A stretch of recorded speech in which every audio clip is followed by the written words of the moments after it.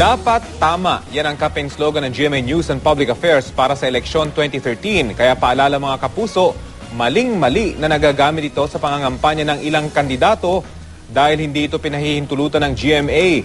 Balita hatid ni Julio Segovia. Dapat tama, isipang sa salita. Dapat tama. Sa hangarin na maturuan ng mga botante, dapat tama ang naging election advocacy campaign ng GMA News and Public Affairs ngayong eleksyon 2013. Pero sa mga litratong ipinadala ng isang news scooper mula sa Dasmariñas, Cavite, ilang piraso ng campaign materials ni re-electionist Vice Governor Recto Cantimbuhan ang may logo ng campaign slogan ng GMA na dapat tama. Pero paliwanag ni Cantimbuhan, hindi raw siyang nagpagawa ng mga posters na may dapat tama logo. Tumatakbong independent, kaya mga nagkusang loob na supporter ang posibleng nagpagawa raw ng nasabing posters.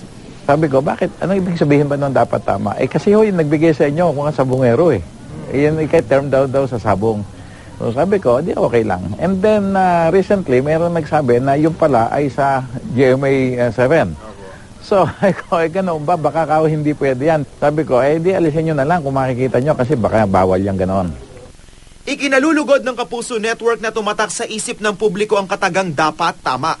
Pero inuulit po ng GMA na wala itong pinahihintulutang kandidato, partido, anumang koalisyon na gamitin ang campaign slogan ng GMA.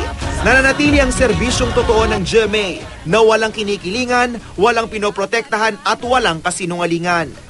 Julio Segovia, GMA News.